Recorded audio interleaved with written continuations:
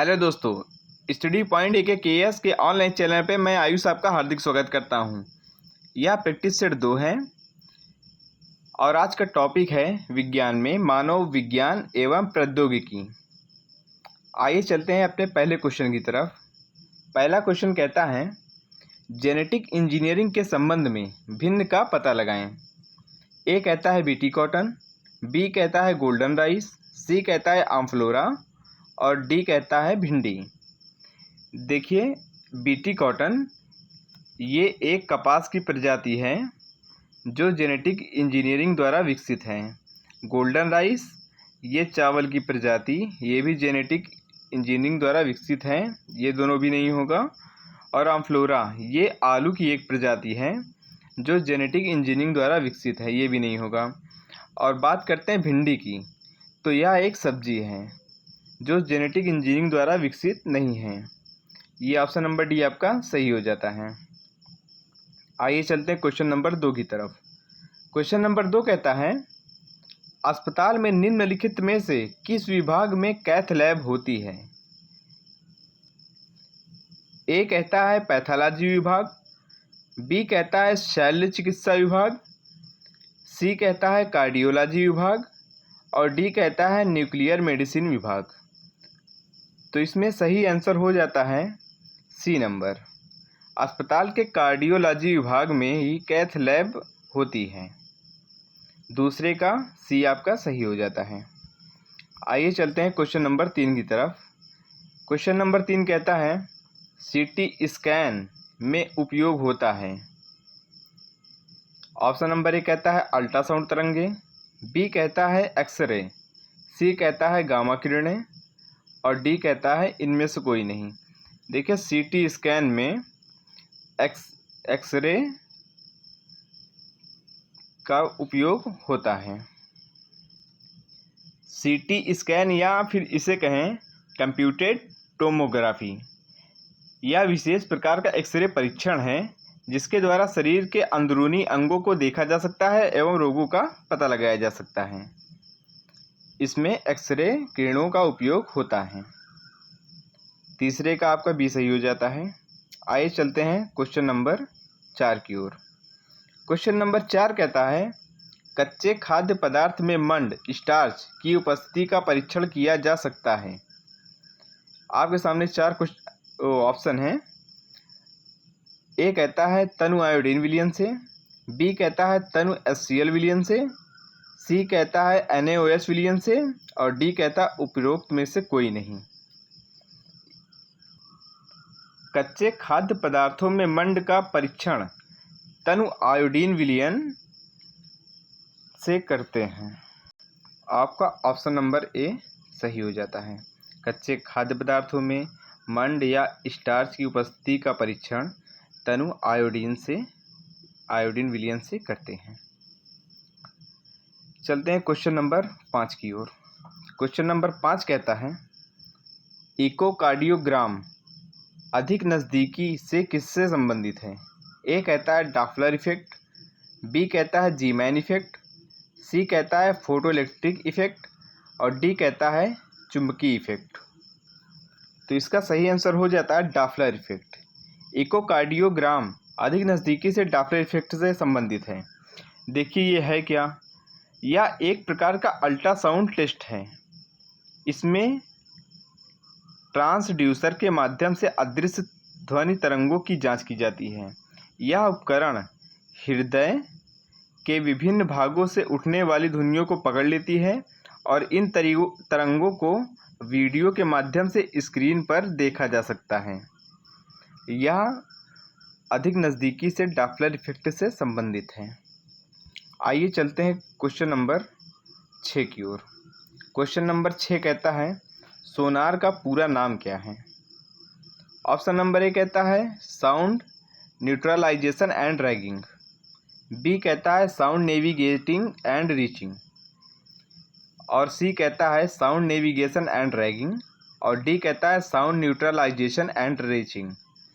इसका सही आंसर हो जाता है सी नंबर। सोनार का फुल फॉर्म होता है साउंड नेविगेशन एंड रैगिंग। देखिए, सोनार का उपयोग कहाँ करते हैं। ये जो सोनार है इसका उपयोग जैसे किसी पनडुब्बियाँ में होती हैं, तो सोनार किरणों को भेज के इसमें जो है कुछ उच्च आवृत्ति की पराश्रावी तरंगें निकलती हैं, उसको जो है समुद्र के अंदर भेजा जाता है और कोई वस्तु होती है उससे टकरा के इसकी प्रतिध्वनि वापस लौटती है, जिससे उस वस्तु की वास्तविक स्थिति का पता लगाया जा सकता है और वस्तु की स्थिति के बारे में जानकारी प्राप्त की जा सकती है। यही होता है सोनार यंत्र का उपयोग। सी नंबर आपका सही हो जाता है। इसका full form sound navigation and tracking होगा।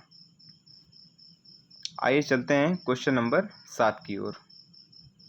क्वेश्चन नंबर 7 कहता है एक्सरे जो अब चिकित्सा के क्षेत्र में दैनिक रूप से रोग निदान के लिए उपयोग किया जाता है, उसकी खोज किसके द्वारा की गई थी? ऑप्शन नंबर ए कहता है विल्हेम रॉन्टन, बी कहता है नील्स बोहर, सी कहता है अर्नेस्ट रदरफोर्ड और डी कहता है मैक्स बोन। एक्सरे जो चिकित्सा के क्षेत्र में अब प्रयोग किया जाता है रोगों का निदान के लिए, तो इसकी खोज किसने की थी? तो इसका सही आंसर हो जाता है इसकी खोज विलियम रॉन्टन ने की थी। देखिए नील्स बोहर, अर्नेस्ट रदरफोर्ड, इन दोनों ने मिलके परमाणु संरचना की खोज की थी। नील्स बोहर और अर्नेस्ट रदरफोर्ड ने मिलके, और विलियम रॉन्टन ने एक्सरे की खोज की थी। इसका सही आंसर हो जाता है ए। आइए सीटी का अर्थ क्या है? ऑप्शन नंबर ए कहता है कैथोड रे ट्यूब, बी कहता है कंप्यूटरीकृत टेस्टिंग, सी कहता है कंप्यूटेड टोमोग्राफी और डी कहता है कंपार्टमेंटल ट्रैकिंग। तो इसका सही आंसर हो जाता है कंप्यूटेड टोमोग्राफी। सीटी स्कैन में देखिए सीटी का अर्थ कंप्यूटेड टोमोग्राफी होता है। यह एक विशेष प्रकार की तकनीक है जिसमें अंग संबंधी पतली से पतली तहों के कई एक्सरे लिए जाते हैं। एक्सरे की खोज जैसे कि हमने बताया था विलियम रॉन्टन ने की थी, जो मूल रूप से जर्मन के निवासी थे। 8वें का सही आंसर हो जाता है computer tomography, option number C. आइए चलते हैं क्वेश्चन नंबर 9 की ओर। क्वेश्चन नंबर 9 कहता है हाल ही में कौन सी खोज विज्ञान के क्षेत्र में एक बड़ी सफलता के रूप में मानी जाती है? ए कहता है प्रोटीन, रेजिस्टीन और कोलेस्ट्रॉल के स्तर के बीच की लिंक, बी कहता है गुरुत्वाकर्षण तरंगों का पता लगाना, सी कहता है केरल में 4 नई मछली की प्रजातियां और डी कहता है भारत के पश्चिमी तट की 2 लाभदायक प्रजातियां। तो इसमें सही आंसर हो जाता है बी नंबर, गुरुत्वाकर्षण तरंगों का पता लगाना। हाल ही में गुरुत्वाकर्षण तरंगों का पता लगाना यह खोज विज्ञान के क्षेत्र में एक बड़ी सफलता है। वर्ष 1915 में अल्बर्ट आइंस्टीन ने साधारण सापेक्षता का सिद्धांत प्रस्तुत किया था। इस सिद्धांत की मदद से 11 फरवरी 2016 को लीगो ऑब्जर्वेटरी के शोधकर्ताओं ने 2 ब्लैक होल्स की टक्कर से निकलने वाली गुरुत्वाकर्षण तरंगों का पता लगाया। ये विज्ञान के क्षेत्र में एक बड़ी सफलता के रूप में मानी जाती है। ऑप्शन नंबर बी आपका सही हो जाता है, गुरुत्वाकर्षण तरंगों का पता लगाना। आइए चलते हैं क्वेश्चन नंबर 10 की ओर। क्वेश्चन नंबर 10 कहता है निम्नलिखित में से कौन सा विकल्प भारत का सबसे बड़ा परमाणु ऊर्जा संयंत्र है? कौन सा भारत का सबसे बड़ा ऊर्जा परमाणु संयंत्र है? ए कहता है कुडनकुलम परमाणु, बी कहता है तारापुर पावर स्टेशन, सी कहता है राजस्थान परमाणु पावर स्टेशन, डी कहता है कैगा जेनरेटिंग स्टेशन। इसका सही आंसर हो जाता है B number, Tarapur power station. अब बात करते हैं तारापुर पावर स्टेशन के बारे में।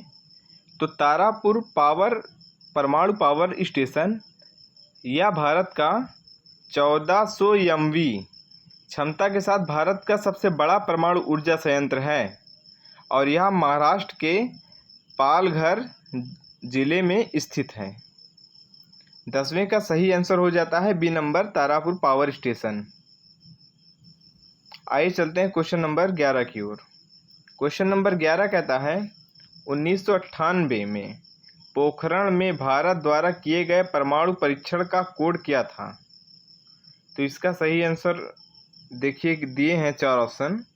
ए कहता है ऑपरेशन डेजर्ट स्टॉर्म, और बी कहता है ऑपरेशन विजय, सी कहता है ऑपरेशन शक्ति, और डी कहता है ऑपरेशन काबू। इसका सही आंसर हो जाता है सी नंबर, ऑपरेशन शक्ति। इसका कोड क्या था? ऑपरेशन शक्ति था। अब आइए बात करते हैं इसके बारे में, पोखरण के बारे में। 2 मई 1998 को राजस्थान के पोखरण परीक्षण रेंज में दूसरा परमाणु परीक्षण किया गया। इसका कोड नाम जो है ऑपरेशन शक्ति दिया गया था। 11वें का सही आंसर हो जाता है सी नंबर। आइए चलते हैं क्वेश्चन नंबर 12 की ओर। क्वेश्चन नंबर 12 कहता है भौतिक अनुसंधान प्रयोगशाला इनके द्वारा स्थापित की गई थी, वर्तमान की बात नहीं कर रहा है, की गई थी। ए कहता है एस.के. मित्रा, बी कहता है सी.वी. रमन, और सी कहता है होमी भाभा, और डी कहता है विक्रम साराभाई। तो इसका सही आंसर हो जाता है डी नंबर, विक्रम साराभाई। भौतिक अनुसंधान प्रयोगशाला फिजिकल रिसर्च लेबोरेटरी PRL, इसके नाम से भी इसको जानते हैं, भारत सरकार के अंतरिक्ष विभाग के अंतर्गत एक अनुसंधान या संस्थान के लिए संस्थान है। यह अंतरिक्ष एवं इससे संबंधित विज्ञानों पर अनुसंधान इसमें जो है किए जाते हैं। इसकी स्थापना विक्रम भाई सारा द्वारा 1947 को किया गया था। इसका सही आंसर विक्रम सारा भाई है, 12वें का। आइए चलते हैं क्वेश्चन नंबर 13 की ओर। क्वेश्चन नंबर 13 कहता है लेज़र के प्रयोग से की जाने वाली 3D इमेजिंग प्रक्रिया क्या कहलाती है? ए कहता है होलोग्राफी, बी कहता है सोनोग्राफी, सी कहता है रेडियोग्राफी, और डी कहता है कार्डियोग्राफी। इसका सही आंसर हो जाता है होलोग्राफी। लेज़र के प्रयोग से की जाने वाली 3D इमेजिंग प्रक्रिया होलोग्राफी कहलाती है। आइए बात कर लेते हैं इस 3D इमेजिंग प्रक्रिया होलोग्राफी के बारे में।